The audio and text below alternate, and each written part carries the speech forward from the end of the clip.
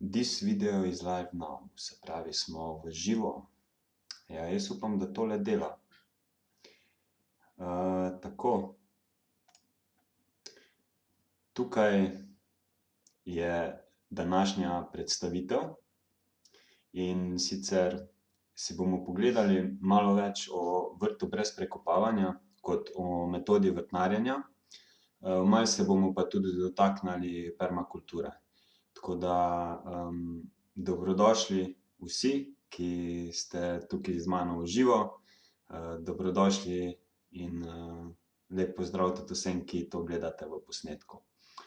Moje ime je Aljaž Plankelj. Zdaj že kar nekaj časa v bistvu se ukvarjam z vrtnarjenjem. Je to moja glavna strast, pa dejansko tudi način življenja. Tako da vam bom danes malo več predstavil o tej metodi vrt brez prekopavanja, pa v bistvu kako se povezuje s permakulturo, ker permakultura je zelo, zelo široka zadeva, tako da je v bistvu jo ljudje ponavadi malo napačno razumejo in si bomo to malo pogledali. Potem v drugem delu si bomo pa čisto konkretno pogledali malo več o vrtu brez prekopavanja. Tako da, kako bo nekako predavanje oziroma današnji seminar izgledal. V bistvu si bomo najprej pogledali osnove permakulture, kaj so tiste osnovne stvari, ki jih je dobro razumeti. Si pogledali potem vzorce, ki se zelo nanašajo na permakulturo in se potem tudi zelo nanašajo na vrt brez prekopavanja. Tako da v tem delu tukaj si bomo pogledali malo bolj permakulturni način razmišljanja, potem v drugem delu predavanja bomo pa šli čisto konkretno na metodo vrt brez prekopavanja. Pa si tudi pogledali pol proti koncu še malo druge temelje vrtnarjenja, ki so zelo pomembni za uspešno vrtnarjenje. Tako da to je to, kar vas danes čaka. Jaz upam, da boste uživali, pa da boste se veliko novega naučili. Tako, se pravi, kaj so osnove permakulture, oziroma kaj sploh je permakultura. Zdaj, stvar je dejansko čisto preprosta. V permakulturi prva stvar, o kateri govorimo, so etike. Se pravi, permakultura je etično naravnana oziroma naravnan pristop in je pomembno, da stvari, ki jih počnemo, stvari, o katerih razmišljamo, stvari, ki jih načrtujemo, ki jih spravljamo potem v prakso, oziroma celoten način življenja, da je v skladu z etikami, ki so tukaj na tej predstavitvi. Se pravi, skrb za naravo, skrb za ljudi, pa skrb za pravični delež presežkov. Zdaj, prve dve etiki, skrb za naravo pa za ljudi, najbrž ne rabim preveč na dolgo pa široko razlagati.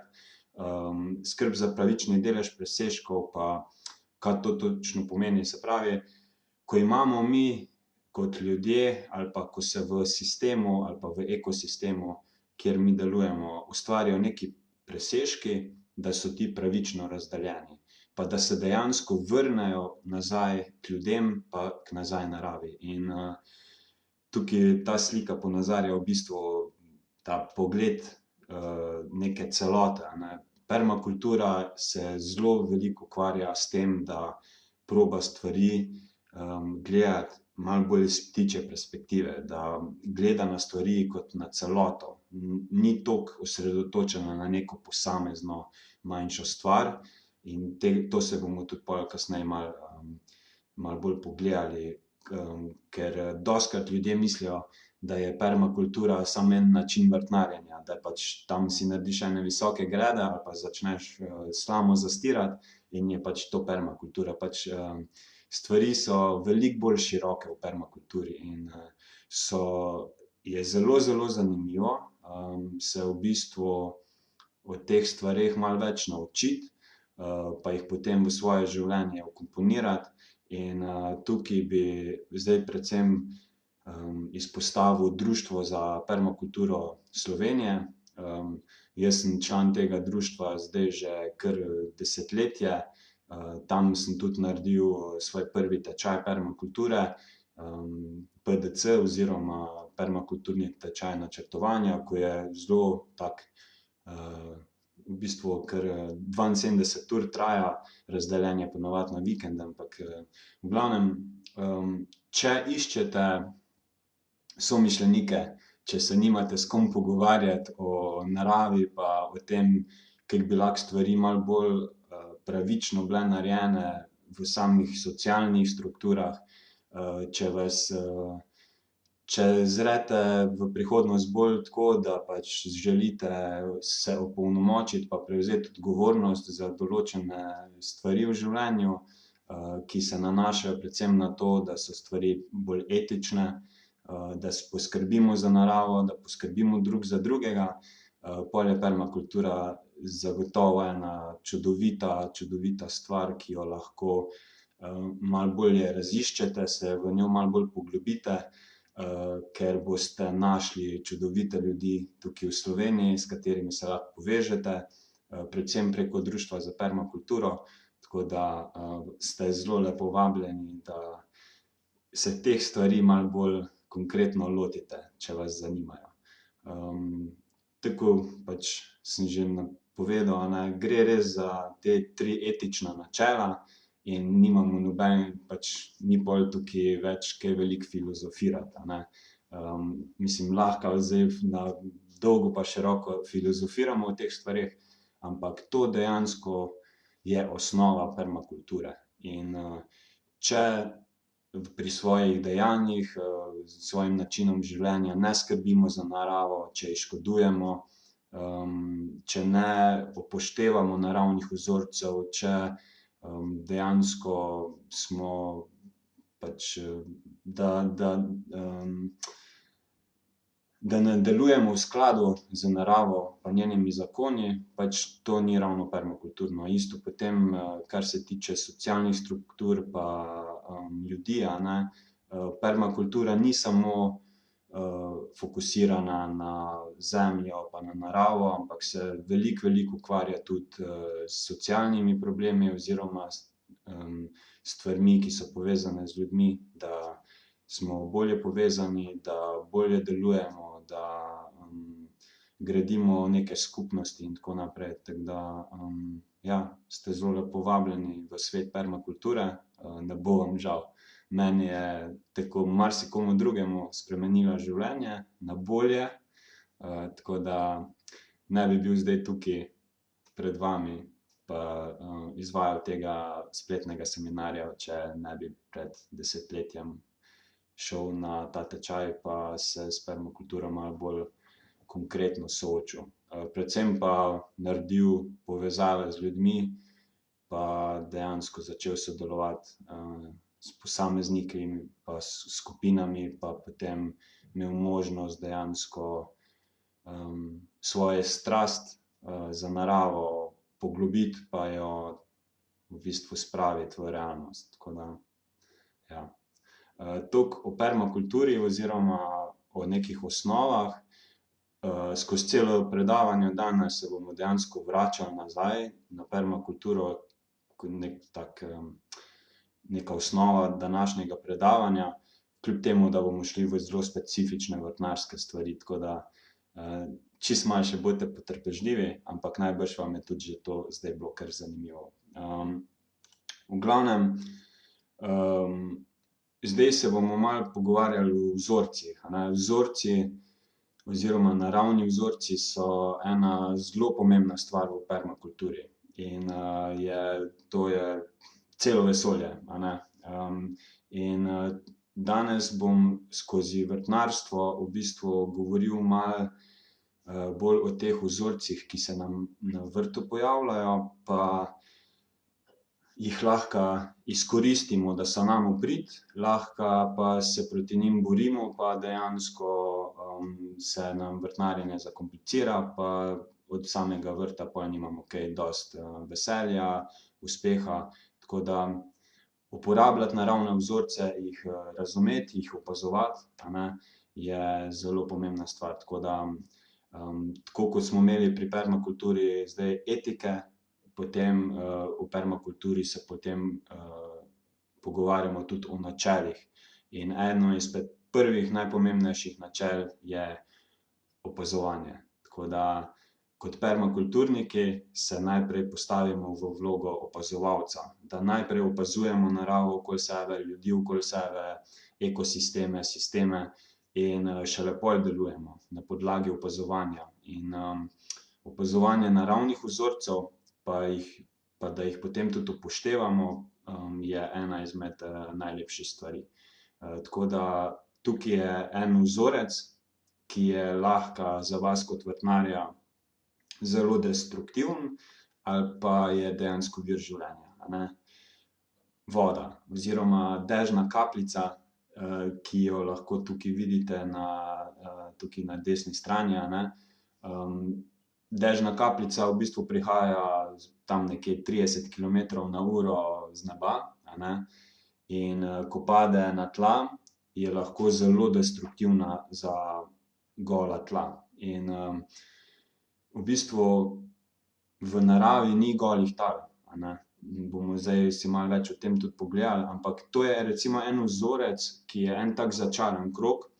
In se pravi, imate vi prekopana gola tla na vrtu, pride naliv ali pa dež normalen, vseh teh milijone kapljic, in ta gola tla potem zelo močno zbije in se ob prvem vetru pa soncu potem zelo zaskorijo, kar vidite tukaj na levi strani. In vsi, ki vrtnarijo malo dlje časa, hitro vidijo oziroma razumejo, začetniki tudi pol kar dosti hitro poštekajo, da na zaskorjenih, zbitih, zlepljenih tleh ne bo nič zraslo. Zelo, zelo slabo raste. In tisti prekajeni vrtnarji, ki že dolgo časa vrtnarijo na golih tleh, vejo, da morajo iti pred dežjem pa po dežju v bistvu vrtna tla zrahljati, zato da bojo rastline lahko super lepo rastle. In pred dežjem zrahljajo zato, da tisti prvi naval dežnih kapljic lahko pronica v tla, po dežju pa zato, ker zelo, zelo hitro potisnemo potem te dežne kapljice dejansko naredijo tako nepropustno plast in začne voda v bistvu močno odtekati. In potem, ko se zasuši vse skupaj, je vse skupaj zelo nezračno, razpokano in so zelo slabi pogoji za rastline pol. Tako da zato v bistvu vrtnarji tako pogostoma rahljajo tla med rastlinami. Ne toliko zaradi plevela, ampak zaradi tega, ker z vsakim dežjem dejansko se tla močno zalepijo, ker večina zemlje dejansko vsebuje kar nekaj gline tudi. To so tisti zelo, zelo majhni delčki, imamo pesek, melj, glino. In pesek pač lahko vidim s prostim očesom, melj tudi. Pol imamo pa glino, ki pa vsak posamezen delček gline je očesu neviden. To so pač zelo, zelo majhni delčki in vi glino vidite pač šele, ko je zelo, zelo sprijeta iz velikega, velikega števila teh delčkov. In veste, kaj se z glino zgodi, ko je vlažna, Je ena taka pasta, če pa pustite jo na soncu, se pa zaskori, razpoka in postane trda kot beton. Tako da to se zgodi na vrtu po dežju, Ko kapljice v bistvu padajo na tla, dejansko se tukaj, ko vidimo tole kapljico, kaj naredi dejansko, vse tiste najmanjše delčke vrtnih tal, ki je glina, v bistvu grejo z vodo, ki se razprši skupaj gor in pol dol, In dejansko ostane vrhnja plast tal je potem v bistvu glinasta površina, In zato se vrtna tla tako močno zbijejo pa zalepijo. In to je začaran krog, ki se mu lahko pri vrtu brez prekopavanja izognemo na dolgo pa široko. Tako da, zakaj pa kako, si bomo pa zdaj pogledali v nadaljevanju. Se pravi, to je eden izmed prvih, v bistvu najpomembnejših problemov na vrtu, ki se mu lahko izognemo, ker, je potem vse skupaj veliko lažje, ne. Tako, in tako kot tale vprašanje tukaj, a ne, a bomo pač vrtnarili v začaranem krogu, kjer bomo vsako leto, enkrat na leto ali pa dvakrat na leto celo, v jeseni pa spomladi vrtna tla prekopali, sfrezali, zorali, karkoli, in potem bomo imeli neka zelo fina, rahla tla, ki bojo po prvem dežju dejansko močno zalepljena pa zaskorjena in, je to neki začaran krog, ki nam ne dopušča na vrtu, da bi imeli živa, zdrava tla. In to je naš, glavni namen pri vrtu brez prekopavanja, in tudi pri permakulturi, a ne. Mi želimo spodbujati življenje, ne pa da v bistvu s svojim načinom delovanja ali pa s svojim načinom vrtnarjenja, dejansko ne poskrbimo za življenje. In, tukaj predvsem zdaj govorimo o življenju v tleh, ki je zelo pomembno za dobro rast rastlin. In, tako kot ta slika prikazuje tukaj se bom zdaj vrnil malo na permakulturo, malo na bolj celostni pogled na stvari, ki smo jim izpostavljeni kot, civilizacija. Mi dejanske hektarje, milijone hektarjev, površin v bistvu vsako leto orjemo, zato da si pridelujemo hrano, a ne. Pozabite zdaj tukaj na vrt, a ne, zelenjavni vrt, ki vam da pač neko določeno, organsko snov, da jo daste zraven, v kuhinjo, a ne. Pač vrtnarjenje je super stvar, ker lahko deloma poskrbimo za svoje potrebe, ampak če pomislite, kaj je vaš glavni vir hrane, a ne, so pa ogljikovi hidrati, beljakovine, a ne, maščobe. In vse te tri stvari mi, v večini primerov v bistvu dobimo iz velikih površin, iz kmetij, kjer v bistvu pridelujejo, s pomočjo oranja oziroma s pomočjo golih tal. In, kaj se na takih površinah dogaja?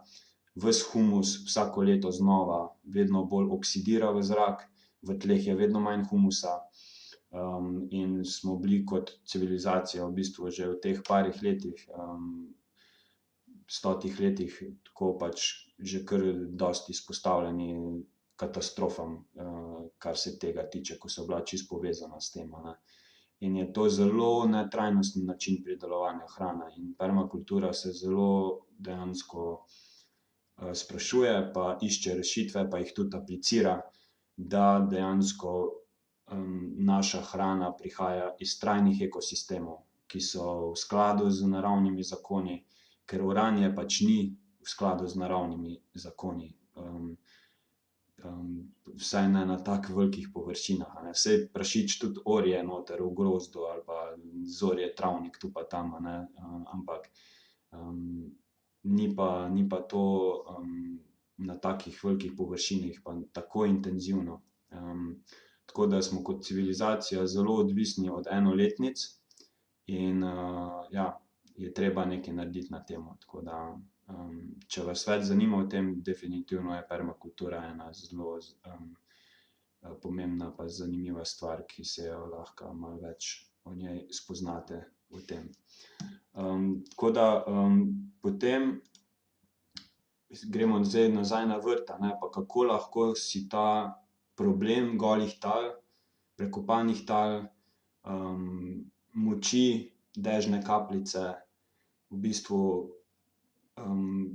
kako ga lahko rešimo, kaj narediti, a ne. In zastirka je definitivno ena izmed prvih stvari, o katerih razmišljamo pri vrtu brez prekopavanja, ker, ni samo fora, da mi nehamo prekopavati pa pustimo vse tako, kot je, pa mi moramo pri vrtu brez prekopavanja, mi dejansko se aktivno sprašujemo, kako lahko poskrbimo za vrtna tla, kako so lahko vrtna tla bolj živa, kako jih lahko zaščitimo, kako lahko posnemamo naravo, kako lahko posnemamo, naravne zakone. In gozd je tukaj super, super učitelj, ker kot vidite, v gozdu je vedno debela plast zastirke. Če pogledate originalna, prvotna tla v gozdu, imamo najprej na njih par centimetrov črnega humusa, spet odvisno, kje ste, ampak po slojih bomo zdaj šli. Se pravi, imamo črn humus, to je tisti vonj, zaradi katerega gozd toliko diši, pa potem zelo močno razkrojeno listje, pol imamo delno razkrojeno listje, pol imamo pa dejansko celo listje, ko je v jeseni padlo dol, in na tak način dejansko gozd zelo dobro ščiti prvotna tla, da niso nikoli gola, da niso izpostavljena vremenskim vplivom, predvsem nalivom, soncu, vetru. In to želimo na vrtu posnemati in vrt brez prekopavanja to res posnema. In zdaj je tukaj samo vprašanje, kako zastirko bomo mi uporabljali, ker na vrtu so stvari malo drugačne, ker vzgajamo malo drugačne rastline, na vrtu ne vzgajamo ravno dreves, pač drevesu ni panike, majhnemu dreveščku bukve ali pa hrasta ali pa drugih grmovnih rastlin pač ni panike vzkaliti pa pognati skozi listje ali pa da se debela plast listja tam nekje nabira, ker je pač to veliko bolj robusten ekosistem. Na vrtu so rastline veliko bolj razvajene in vsako rastlino posebej dejansko razvajamo pa skrbimo za njo. In v bistvu želimo na vrtu malo bolj fino zastirko uporabljati, ker celo listje, cela slama in podobne zastirke niso toliko primerne zaradi različnih razlogov. In tukaj so razlogi zdaj recimo prvo kot prvo zagotovo škodljivci. Pri grobi zastirki pod celo slamo, listjem in podobnim se bojo polži veliko raje zadrževali pa razmnoževali, imeli v bistvu prostor, habitat za razmnoževanje in za hranjenje, tako da ne pride v poštev. Kot drugo, pod grobo zastirko ostanejo vrtna tla dlje časa hladna spomladi, in nasploh ni toliko primerna, ko mi sejemo drobna semena, ko mi sadimo rastline oziroma mini sadike malo bolj na gosto, tako da se nam tukaj lahko vrtnarjenje močno zakomplicira in marsikdo, ki na golih tleh vrtnari, pa želi metodo vrt brez prekopavanja v bistvu upoštevati, mu definitivno bolj priporočam uporabo fine zastirke, ker ne bo si zakompliciral vrtnarjenja. Pride groba zastirka marsikje prav, jo lahko uporabljamo, je super stvar, ampak res bolj priporočam fino zastirko, ker je pač to, kot tule piše, organski material, ki je že razkrojen. Se pravi, smo v gozdu smo tukaj mi v sloju humusa pa močno razkrojenega listja, pa mogoče malo nerazkrojenega oziroma tistega na pol razkrojenega listja, Tukaj v tem sloju se nahajamo, ko mi želimo zastirko na vrtu uporabljati. In je veliko bolj primerno. Vrtna tla se hitreje segrejejo spomladi, veliko lažje je saditi pa sejati vse skupaj, ker je dejansko skoraj tako, kot da bi z golo zemljo delali.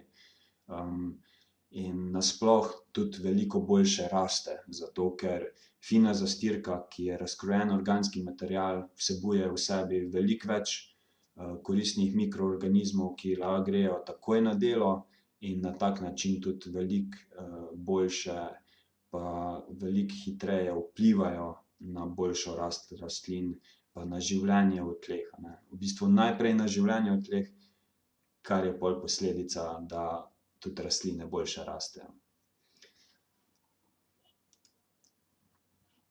Tako, zdaj, preden gremo na par razlogov, zakaj bi sploh vrtnarili brez prekopavanja, bi samo opozoril še na eno stvar, se malo vrnem na permakulturo. Permakultura ni način vrtnarjenja, a ne. Kakor sem že rekel, je v bistvu celostni pogled na stvari, o katerih smo se prej pogovarjali. Se pravi, celostni pogled na to, kako lahko mi za naravo lepše poskrbimo pa delujemo v skladu z njenimi zakoni. Ali je to vrtnarjenje, ali je to kmetijstvo, ali je to gradnja hiše, ali je to socialni ekosistem, sistem. V glavnem, je celostna stvar, a ne. Vrt brez prekopavanja pa je v bistvu način vrtnarjenja, ki pa zelo, zelo bazira na permakulturi. Se pravi, vrt brez prekopavanja je v bistvu, lahko bi rekli, da je permakultura mentor vrtu brez prekopavanja, ne. Zato ker, vse te etike, načela, ki jih permakultura tako zelo dobro zaobjema, se kažejo v vrtu brez prekopavanja. Tako da, si bomo zdaj pogledali, zakaj bi sploh na tak način vrtnarili. Zdaj gremo v ta drugi del predavanja, kjer bom malo bolj specifično o vrtu govoril, ampak boste zelo lepo lahko prepoznavali te vzorce, a ne, ki so v permakulturi zelo pomembni, pa jih v bistvu upoštevamo tudi pri drugih stvareh, ne samo pri vrtnarjenju. Tako, eden izmed glavnih razlogov, ki sem ga jaz v bistvu že pred leti začel navajati, ko so me ljudje spraševali, ja, zakaj pa vrt brez prekopavanja, a ne boš imel pol še več plevela. Ne, ravno obratno. Pri vrtu brez prekopavanja imamo manj plevela. Zakaj? Če si pogledamo naravo, a ne, v naravi ni golih tal. Pojavijo se samo v kakih večjih, naravnih katastrofah, kot so plazovi, požari, in podobno. In, dejansko, kaj takrat narava naredi? Če smo v eni takšni klimi, kot je recimo Slovenija oziroma Evropa splošno, malo bolj tako gledano, narava zelo hitro ozeleni gola tla, a ne. Zelo hitro se pojavijo pleveli, a ne. Dejansko, kaj je plevel? Plevel je rastlina, ki ji mi nismo določili funkcije ali pa jo vidimo kot neuporabno, a ne. In, tukaj plevela dejansko potem ni v naravi. Dejansko vse te rastline, ki s svojimi semeni lahko leta in leta in leta in leta počivajo v tleh, brez da bi sploh skalila, so v mirovanju. Ko pride neka naravna katastrofa, ko se pojavijo gola tla, te rastline skalijo in naredijo zeleno preprogo, a ne. In, so zelo dober, ščit za gola tla, a ne. In, zato imamo na vrtu dejansko toliko veliko plevela, ker vsako leto znova, vrtnim tlem, naredimo požar, potres, plaz, poplavo, a ne, s tem, ko jih v bistvu prekopavamo, orjemo, frezamo in, itak bo potem plevel skalil. Ampak, kakor sem že rekel, ni plevel v bistvu v sami osnovi. To so rastline, ki zaščitijo gola tla, ki so šla skozi neki stres, a ne. Tako da na vrtu brez prekopavanja imamo manj plevela, zato ker vrtna tla vsako leto znova ne spravljamo v stres, ampak jih aktivno izboljšujemo s pomočjo dodajanja, humusa, da v bistvu gola tla skrijemo pred soncem, dežjem, vetrom, a ne. Ko so vrtna tla oziroma ko so tla v naravi skrita pred soncem, dežjem, vetrom, so v bistvu se lahko potem, so v bistvu lahko potem živa pa lahko delajo to, kar pač delajo najboljše, a ne, podpirajo rast rastlin. in so dejansko vrtna tla oziroma tla kot nek velik hotel za mikroorganizme, a ne. In če ta hotel mi vsako leto znova rušimo, pač nismo ravno v skladu z naravnimi zakoni.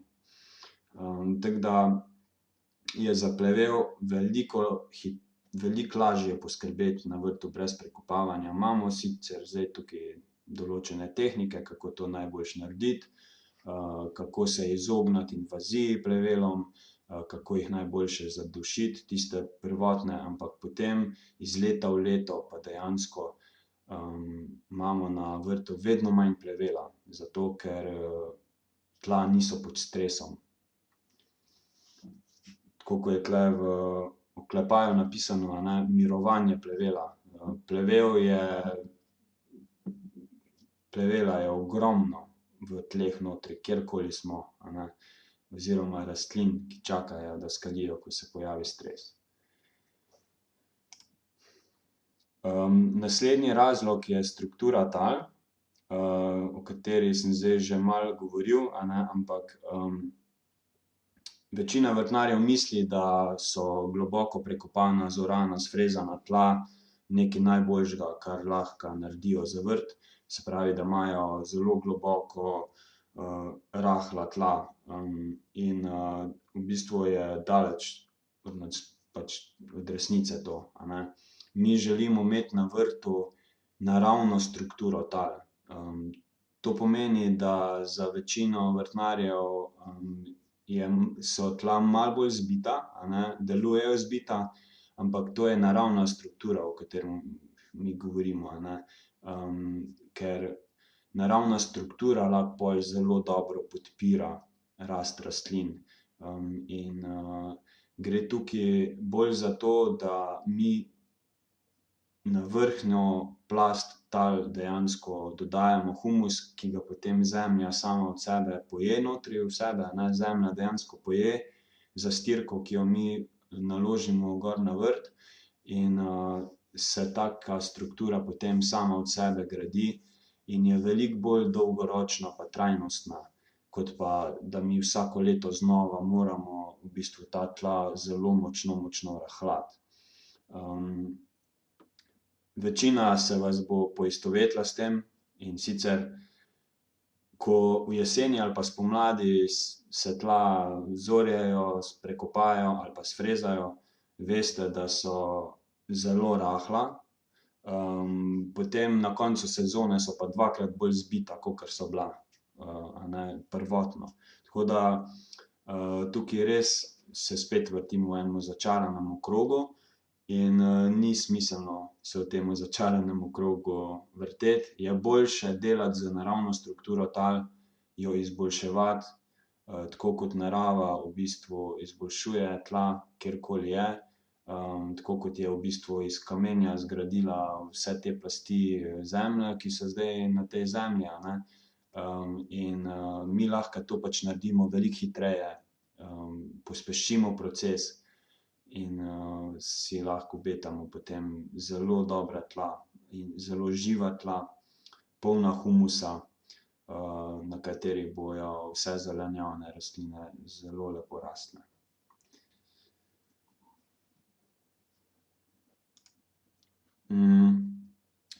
Potem seveda življenje v tleh, o katerem sem že malo govoril, a ne. Predstavljajte si, da je Zemlja kot en velik hotel, in ta hotel podpira življenje v tleh in potem posledično življenje v tleh dejansko skrbi za dober imunski sistem rastlin, da podpira rast rastlin, a ne, ker čisto tako ena zanimiva informacija, ki je zelo povezana s tem, je, da rastline s pomočjo fotosinteze ustvarjajo sladkorje, in potem te sladkorje dejansko porabljajo za gradnjo same sebe, a ne. Se pravi, delajo na sonce. In dejansko rastline iz tal vzamejo zelo malo, dejansko večinoma pač delajo na sonce. Sončna bitja jim jaz rečem. Tako da pol v bistvu ne porabijo vsega zase. To, kar one s pomočjo fotosinteze ustvarijo, pa vsi ti skrivnostni procesi, ki se dogajajo, ko jih itak še zelo dobro ne razumemo, toliko bi jih pač, če jih sploh kdaj bomo. V glavnem, več kot 50% ali pa tam nekje približno se gibljejo te številke, teh snovi dejansko rastlina pošlje pol v območje svojih korenin, a ne. In v bistvu potem življenje v tleh, vsi ti mikroorganizmi se s tem hranijo in rastlina dejansko privablja mikroorganizme v svoje območje korenin in te mikrobi potem itak tam v okolici teh korenin imajo življenjski cikel, se pravi, podobno kot mi, če si lahko predstavljate, pač s tem se tam dogaja to na mikrosekunde, a ne, tam en mikroorganizem živi, umre, lula, kaka in ne vem, kaj še vse, sodeluje z vsemi drugimi, to so pač to so mikrosekunde, tako in dejansko potem to življenje v tleh dostavlja, pa poskrbi, pa tvori še dodatne hranila, pa mikrohranila, pa minerale, a ne, in tukaj recimo na sliki je gobica, a ne, pač to je samo pojavna oblika nad tlemi, s tem, da pod tlemi je pač to cel internet, a ne. In dejansko lahko rečemo, da recimo mikroorganizmi, a ne, če gledamo zdaj glive, še vedno delujejo na podlagi žičnatega interneta, a ne, niso še na Wi-Fiju, a ne. Samo so bolj, ja, bolj pametne so, no, se mi zdi, glede določenih stvari, ko mi ljudje, ampak, a ne, zakaj bi mi v bistvu internet v samih tleh, ker dejansko glive tvorijo internet v tleh. To je ena velika, zelo zanimiva mreža v tleh notri, ki dela svašta. In dejansko, ko mi orjemo, prekopavamo, frezamo, mi dejansko kable režemo, a ne, mi kable od tega interneta, od vseh teh povezav, vseh teh informacij, vse, kar se dogaja v tleh notri, mi v bistvu uničujemo. In recimo čisto zanimiv podatek o glivah je ta, da one so sposobne iti v globine tal, kamor korenine rastlin ne dosežejo. Že to je zelo zanimivo, da so ponavadi te glive potem priklopljene, po domače, laično rečeno, na korenine rastlin, a ne, in ko je korenina rastline v bistvu priklopljena na glivo, ta gliva dejansko je njen podaljšek. In glive so res, mislim, to je vesoljsko bitje, a ne. Tako da je v bistvu gre pol zelo v globine tal notri, vse do kamnin in potem mineralizirajo te kamnine, se pravi, jih raztapljajo, z vsemi temi procesi, ki se dogajajo, in potem te minerale v bistvu črpajo nazaj gor v površino, kjer pa so potem dostopne rastlinam.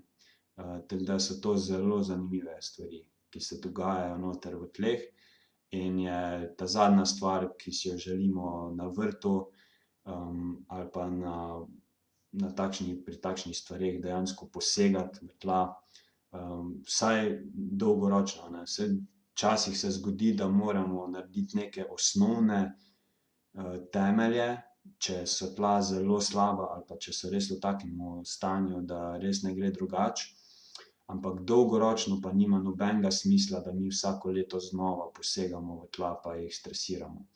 Tako da tudi recimo glive pač tudi prenašajo vodo, hranila sem in tja, ne, ko dejansko recimo na določenem območju v tleh ni dovolj dušika ali pa ni dovolj vlage. To so zelo zanimive stvari. Tako da kljub temu, da jih ne razumemo popolnoma, lahko o tem marsikaj preberemo. Dejansko so znanstveniki začeli šele mislim, da v zadnjih 20 letih to res konkretno raziskovati, ker prej pač ni bilo primernih inštrumentov, da bi sploh mi raziskovali te stvari. Tukaj predvsem govorimo o mikroskopih, tako da zdaj se te stvari pač pospešeno raziskujejo in dejansko res odkrivajo res čudovite stvari. Tako da sodelovati z življenjem v tleh je ena izmed prvih točk na dnevnem redu vsakega vrtnarja, ki želi brez prekopavanja vrtnariti.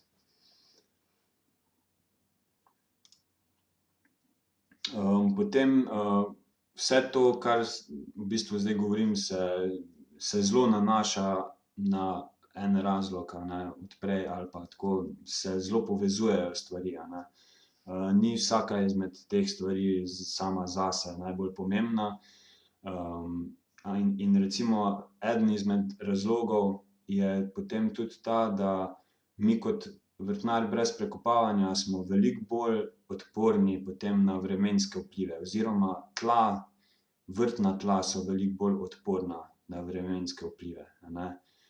Tukaj govorimo o tem, da se lahko tla potem obnašajo kot goba, ker ko imamo mi vrtna tla zaščitena s humusom, z zastirko, se lahko odvečna vlaga, ki pride z dežjem, dejansko nekam veže, ne odteče, ne pride do erozije.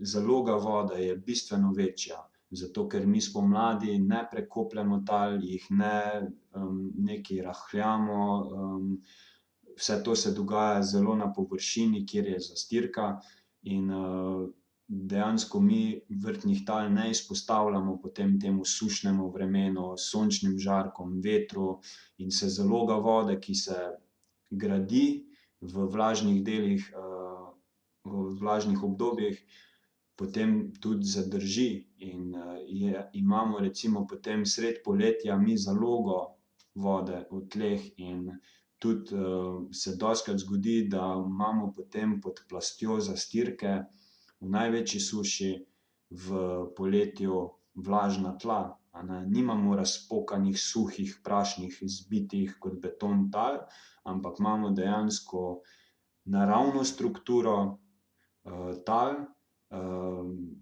ki jih lahko s palčko tako zelo lepo dejansko tako spraskamo, ko pridemo pod zastirko in so tla vlažna na otip.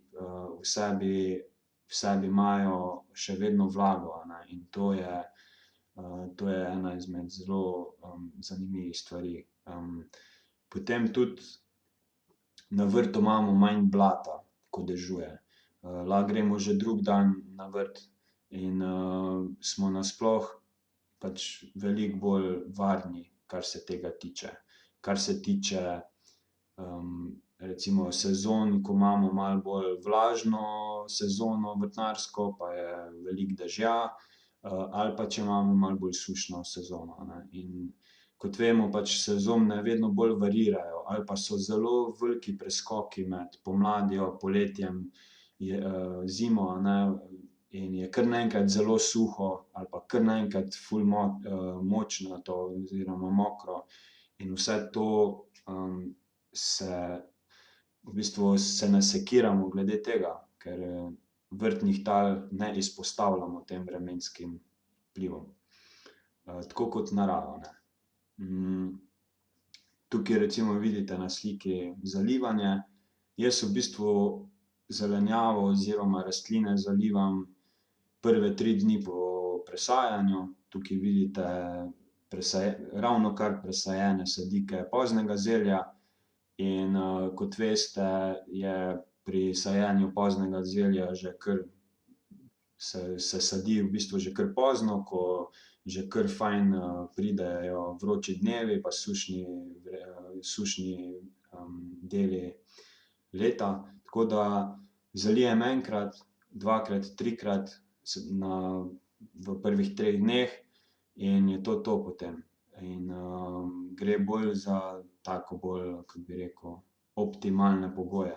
Sem tudi že sadil na tak način, brez da bi karkoli zalival, ker so bila v bistvu tla pod zastirko še vedno vlažna, ampak sem pač ugotovil, pač voda je vir življenja, a ne, in brez problema lahko potem še dodatno zalijemo, ker pač je to samo optimalno, pa rastline potem pač so v optimalnih pogojih, tako da če se sprašujete, zalivati ali ne,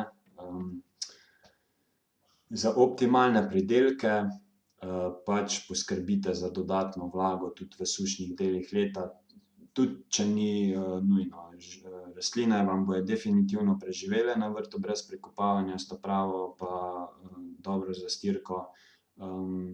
Tudi imeli boste lepe pridelke, ampak dodatno zalivanje pa vse skupaj pol še optimizira, pa so pridelki potem res optimalni.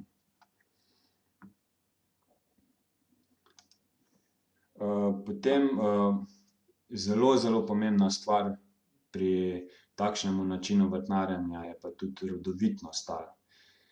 Ker mi dejansko na takem vrtu ne govorimo o gnojenju, a ne, ko mi uporabljamo zastirko ali pa kompost, se mi ne sprašujemo o tem, ali bomo mi gnojili zemljo ali pa rastline. Mi se vedno sprašujemo, kako tla čim bolj nahraniti, da bojo mikroorganizmi pa življenje v tleh v bistvu čim bolj veseli, a ne. In dober kompost je tukaj pač prvovrstna izbira in recimo celoten ta vrt je bil ustvarjen v enem mesecu brez prekopavanja, s pomočjo kartona pa zelo dobrega komposta, in dejansko je že v prvem letu potem bil sposoben nahraniti oziroma poskrbeti za rast vseh teh rastlin, od plodov, paradižniki, jajčevci, paprike, do vseh listnatih rastlin. In tako da je res super način in gre tukaj pol tudi za trajno rodovitnost, a ne. Mi se ne rabimo pol sekirati, kje bom dal gnoj ali pa kje bom dal neko hranilo ali pa kje ga ne bom dal, zato ker čebula kao da ne sme imeti, pa vsi ti neki, vse to kompliciranje dejansko, ko pride zraven, se mi pri tem načinu vrtnarjenja s tem ne ubadamo. Pač ko pravijo, a ne, dosti je nekih mitov, ki izhajajo iz tega, da uležan gnoj ali pa kompost se vkopava v tla.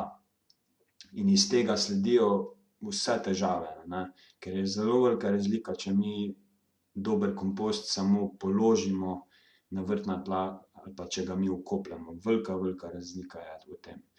In čebula, česen in še marsikatera rastlina, ko pravijo, da ne smeš dajati komposta tam, kjer bo rasla, pač to sploh ni res, no. Pač ko uporabljamo kompostno zastirko, lahko vse te rastline zelo, zelo lepo vzgajamo in nimamo potem kompliciranja, kje bomo dali pa kje ne bomo dali. In na tak način, ko mi poskrbimo za vrtna tla, da jih zaščitimo pred dežjem, soncem, vetrom, poskrbimo za rodovitnost tal, zato ker poskrbimo, da so lahko ta tla živa in so mikroorganizmi tisti, ki ustvarjajo pol rodovitnost.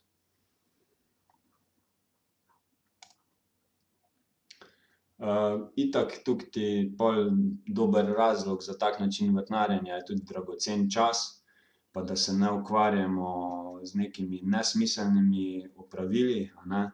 Pač da smo na vrtu učinkoviti pa da je stvar čim bolj enostavna in vrt brez prekopavanja definitivno poskrbi za enostavnost na vrtu. Ker plevela je manj, prekopavanja se izognemo, tako da dejansko gre potem samo za rahljanje povrhnjice zastirke in je potem stvar rešena, a ne. Dejansko potem mi poskrbimo samo še za ta mini plevel, ki ga veter ponavadi prinese, in gremo na vsake toliko časa s kakšnim orodjem po površini tal, da malo malo okopljemo oziroma malo prerahljamo ta prvi centimeter.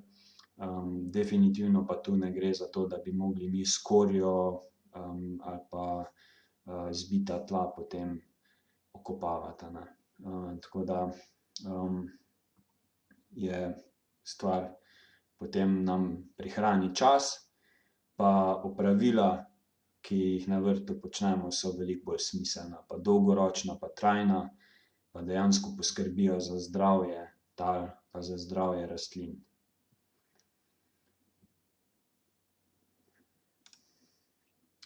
Tako, toliko iz moje strani glede same predstavitve. Zdaj bomo šli na vprašanja. Upam, da je tale live oziroma ta Facebook v živo bil uspešen do te točke, da je vse tako, kot mora biti. Jaz bom zdaj probal najti vprašanja, ki so se pojavila, če je bilo kaj vprašanj do zdaj, drugače lahko tudi vprašanja zdaj napišete, če vas kaj konkretno zanima. Še prej, predno pa gremo na vprašanja, vas pa jaz vabim na spletno stran Vrt brez prekopavanja, kjer danes najdete eno ful dobro stvar, in sicer komplet tečajev o vrtu brez prekopavanja, pa danes dobite za ceno tega paketa še zraven vzgojo sadik, pa dejansko tudi še kompostiranje, a ne, ker tako kot sem prej govoril, a ne, če je vrt brez prekopavanja, dejansko, če je tisto prvi temelj poskrbeti za tla, imamo potem še druge temelje. In jaz osebno pač ne morem vrtnariti, brez da si ne vzgojim svojih lastnih sadik, pa brez da si ne pridelujem svojega lastnega komposta, in želim tudi to dvoje, se pravi, poleg priprave tal brez prekopavanja, pa vse, kar pride tu zraven, pol želim tudi še vzgajati svoje lastne sadike, pa pridelovati čim boljši kompost v čim večji količini. Tako da, če vas to zanima, imate na tej spletni strani danes posebno ponudbo, ki se bo umaknila čez par ur, tako da jo izkoristite, če hočete dobiti v bistvu znanje na vseh teh treh področjih, se pravi, vrt brez prekopavanja, vzgoja sadik pa kompostiranje. Tako, to je to. Zdaj pa gremo v bistvu na vprašanja, pa da jaz vidim, to ne bomo zdaj ocenjevali, okej, da vidimo, če je kaj vprašanj.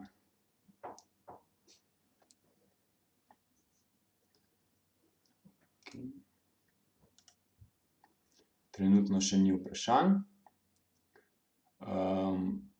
Tako da, če imate kako vprašanje, kar napišite, pa bom odgovoril na njega. Evo, našel, super. Ana sprašuje, koliko se kaj polži nabirajo pod zastirko, predvsem s senom. Ja, to, ko sem že prej omenil, a ne, pod grobo zastirko definitivno bo več polžev. Predvsem ljubijo slamo, pa kakšne sveže organske odpadke, kot so sveži odpadki iz vrta ali pa sploh kaki kuhinjski odpadki, a ne. Pod senom se tudi kar radi zadržujejo, ampak pod senom v bistvu še najmanj, a ne, tako da najboljše jim ustreza slama, sploh če je pol v kombinaciji s kakimi svežimi vrtnimi rastlinami.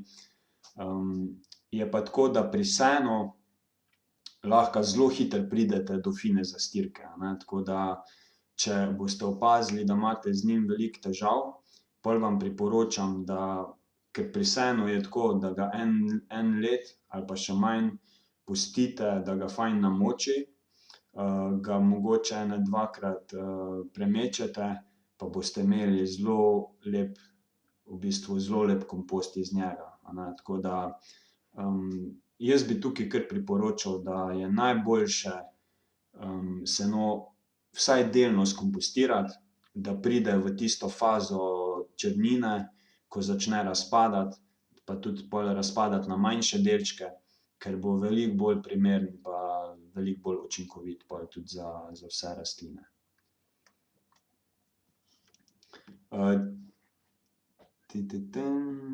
Okej, super.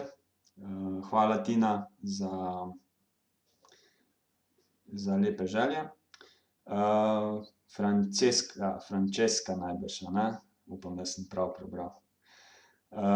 Kako bi začeli z metodo vrt brez prekopavanja na malo večji njivi, 10 metrov krat 15 metrov, če nimamo komposta na voljo? Hvala. Jaz sem bil že zdaj ene parkrat v taki situaciji, tako da prva stvar, ki jo jaz naredim, je, da naredim trajne potke pa grede. Se pravi, da dejansko v bistvu začrtam, kje bom hodil, kje bodo grede, in potem postopoma dejansko uporabljam zastirko in ščitim tla, a ne.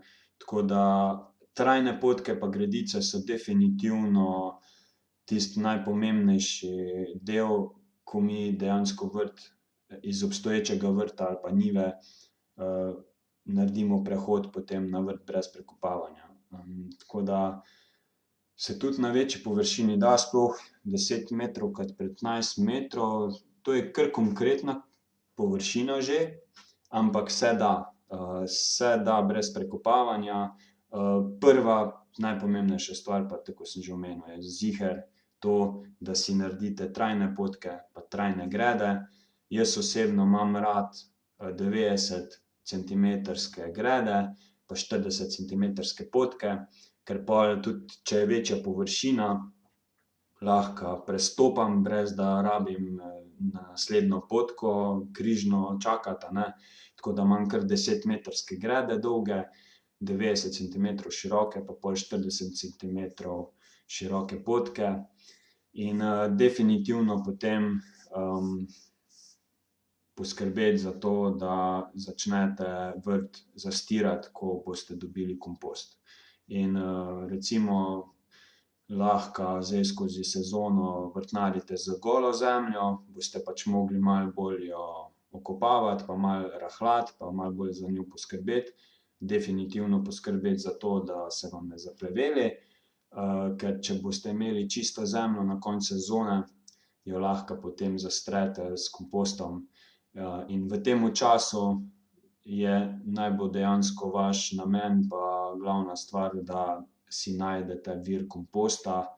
In za večje površine je najbolj smiselno ponavadi razmišljati v tej smeri, da najdete kakšnega lokalnega kmeta, ki mu zaupate, da vam on pripelje vsako leto v jeseni uležan gnoj, ki je star nekje že 6 mesecev recimo, in vam ta stvar potem še odleži do naslednje jeseni, tako da imate potem nekje 18 mesecev star gnoj, ki ni več gnoj, ampak je čudovit kompost za uporabo kot zastirka, a ne. Tako da imate pol to rutino, a ne.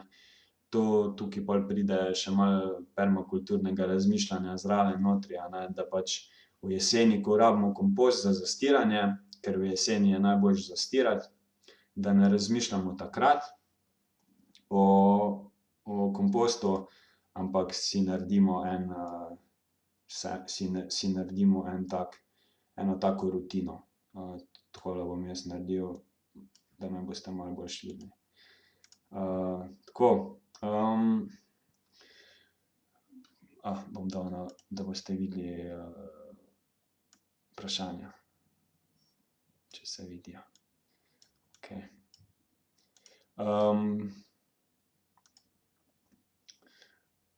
Ana, ni problem, z veseljem pomagam.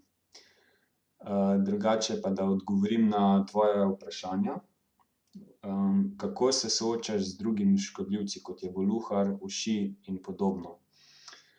Za voluharja ponavadi se mi še najboljše obnesejo vetrnice, pri suhih robi jih lahko se ponavadi kupijo, ali pa če se kar naredijo iz plastenke, pa potem z drotom dejansko povezano na pokrovček od plastenke. Plastenka je tako odrezana, da potem ne rata ena taka vetrnica.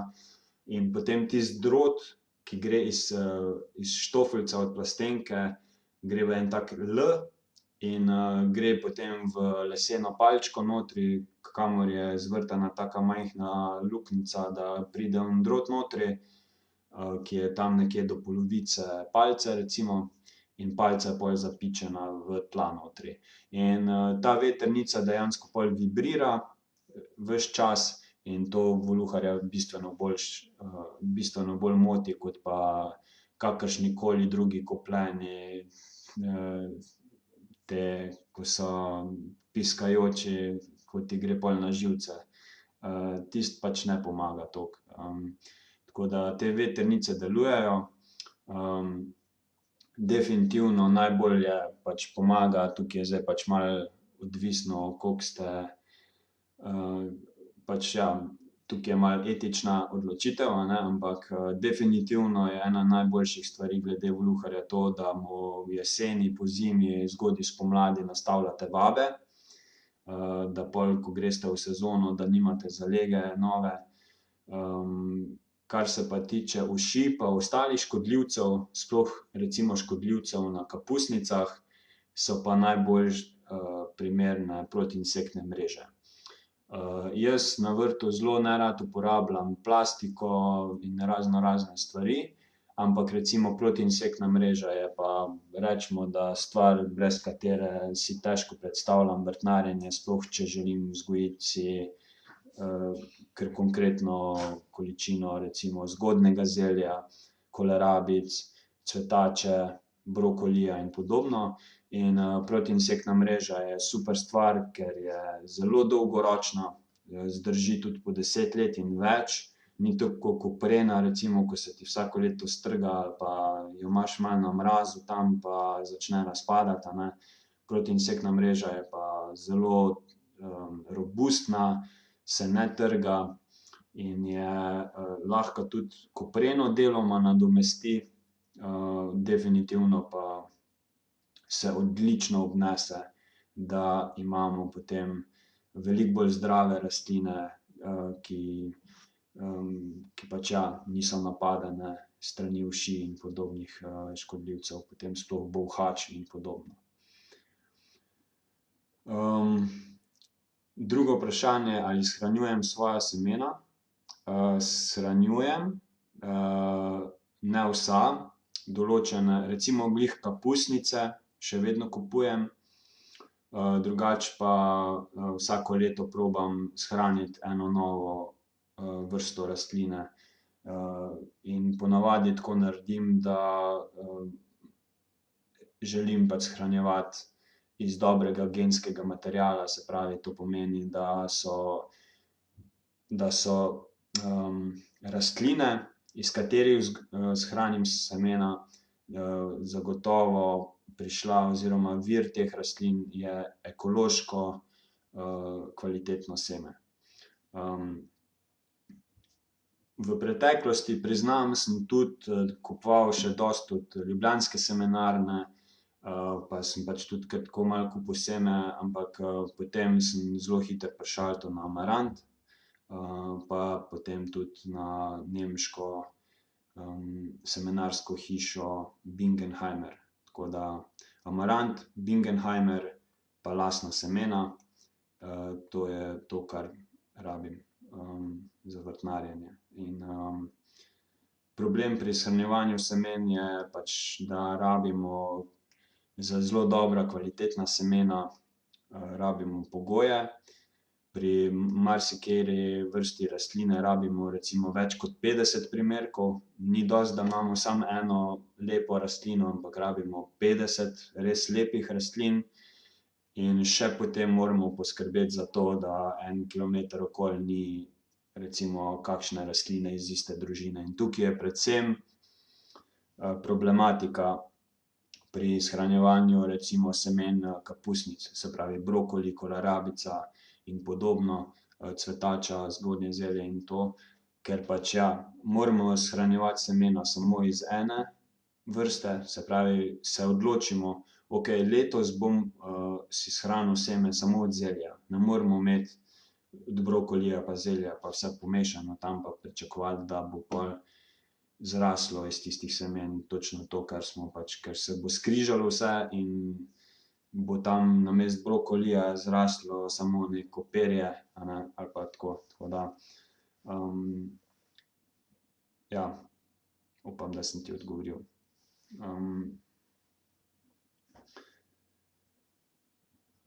Kar se tiče polžev, kako sadike obvarovati, najboljši, kako bi rekel, pomočnik tukaj je baker. Prijatelj Lani je zelo čakajte, bom probal kar najti sliko, čisto konkretno, da vam kar pokažem. V bistvu kar taki bakreni obročki, v bistvu jih lahko naredite, ali pa tudi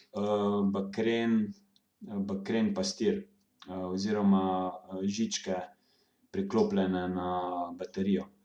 Tako da na tak način lahko obvarujete, najlažje za posamezne sadike so najlažje kar obročki. Samo malo, da zdaj tule najdem sliko, da vam čisto konkretno pokažem, kako izgleda. V bistvu se dobijo taki, kako bi rekel, pasovi, ne pasovi, pač ne bom zdajle našel besede. Najboljše, da vam kar najdem. Okej.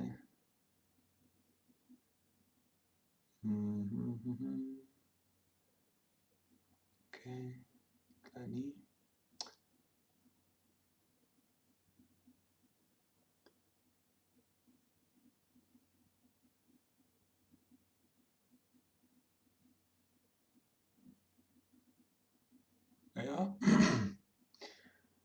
Zdaj pa ne bom našel. Kot vidite, imam ogromno materiala tule posnetega pa tukajle noter ni.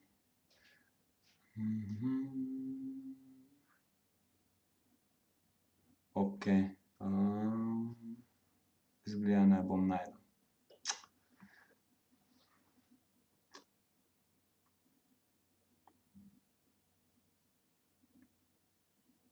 Kdaj drugič, žal. Da ne bom zdaj predolgo tule iskal pa zavlačeval.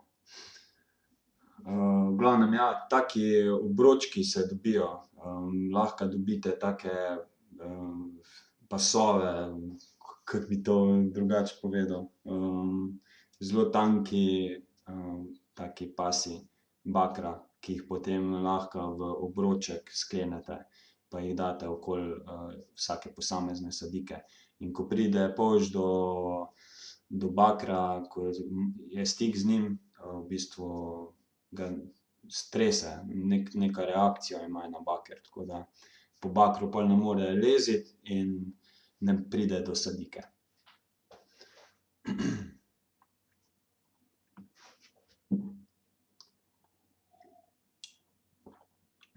Kako začeti na travnati površini? Najlažje kar s kartonom pa potem kompostom. Se pravi, prvi namen je, da na neki način zadušimo prvotne rastline, da jim onemogočimo dostop do sonca, tako kot sem omenil, pač delujejo na sonce in ko jih damo v temo, začnejo propadati in potem damo še eno plast komposta čez in potem dejansko ta karton od spodaj začne propadati in je v 2 mesecih po navadi propade, razpade in potem že lahko čisto komot sadimo pa sejemo. Lahko tudi že prej, ampak je zelo fajn si dati ta manevrski časovni prostor, da recimo, če vemo, da bomo v začetku aprila že kar konkretno sadili na vrt, je fajn že zdaj dejansko pripraviti vse skupaj.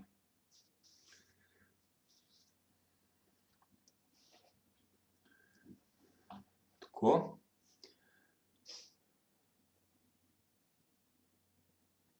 Super.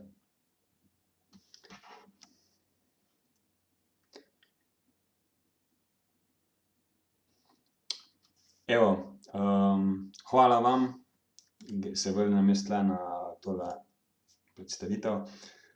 Hvala vam za pozornost. Jaz bi samo še enkrat vas spomnil na tole spletno stran, tako da če še rabite dodatne informacije, ste zelo vabljeni na spletno stran vrtbrezprekopavanja.si.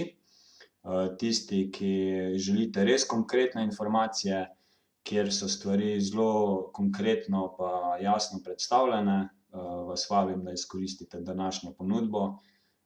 Je časovno omejena, tako da vabljeni, da se mi pridružite v svet vrtnarjenja brez prekopavanja, vzgoje sadik pa kompostiranja. Tako da ful vam hvala za vašo pozornost.